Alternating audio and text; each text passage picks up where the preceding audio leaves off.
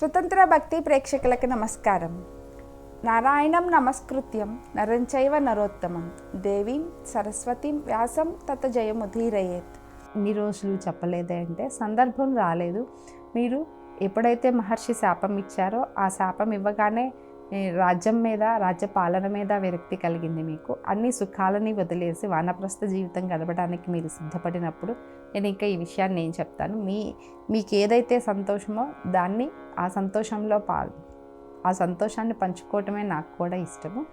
అన్నీ చెప్పినాక ఆ కుంతి చెప్పినటువంటి మాటకి సంతోషపడిపోయి, అయితే మహర్షులు చెప్పింది అదే కాబోలు, నాకు సంతాన యోగం ఉందని, అయితే ఈ రోజు నుంచి ఆ సంతానం కోసం ప్రయత్నం చేద్దాము.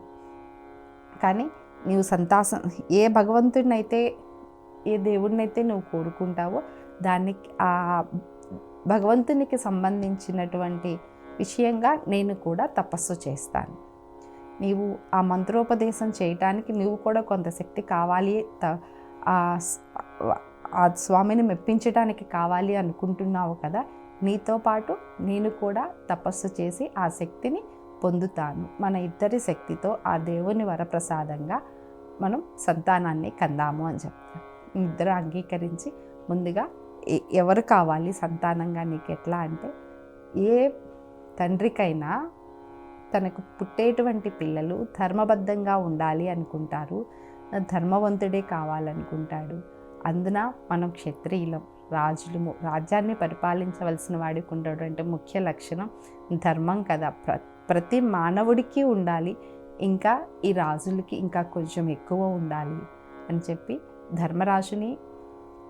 యమధర్మరాజుని కోరుకోమని చెప్తాడు. ఆ యమధర్మరాజు గురించి ఈ కుంతి, పాండురాజు ఇద్దరు చాలా రోజులు తపస్సు చేస్తారు. ఈ తపస్సుకు మెచ్చి ఆమె కొంత తపస్సు చేసి ధర్మరాజు కోసం, అప్పుడు ధర్మరాజు వస్తే ఆయన శక్తిని నేను స్వీకరించగలను, ఆయన ఇచ్చేటువంటి శక్తిని నేను స్వీకరించగలను అని కుంతి భావించినాక అప్పుడు దుర్వాస మహర్షి ఇచ్చినటువంటి ఆ మంత్రాన్ని చదివేదన్నమాట.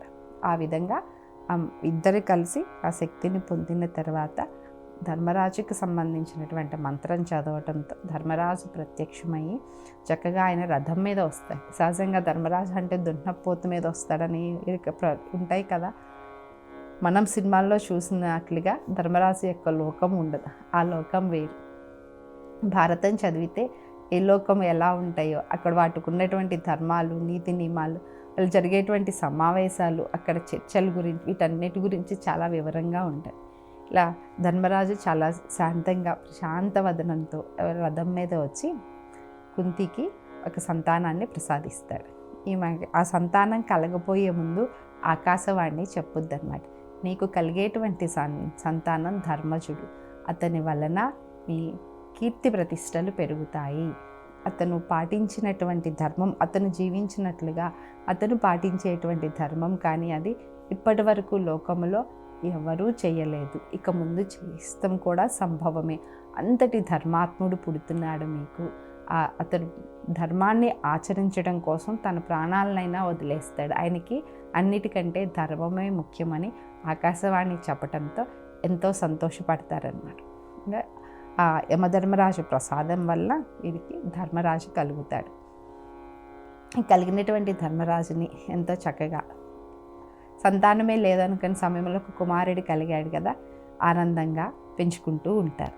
ఇంకా కొన్ని రోజులు అయిన తర్వాత మరలా పాండురాజు ఒక్క సంతానం కాదు, ఈ ధర్మానికి తోడు కావాలి, అందుకని ఇంకొక సంతానం కోసం ప్రయత్నిద్దామంట. ఎవరిని కోరుకోమంటారు ఈసారి అని అడిగితే వాయుదేవుణ్ణి అని.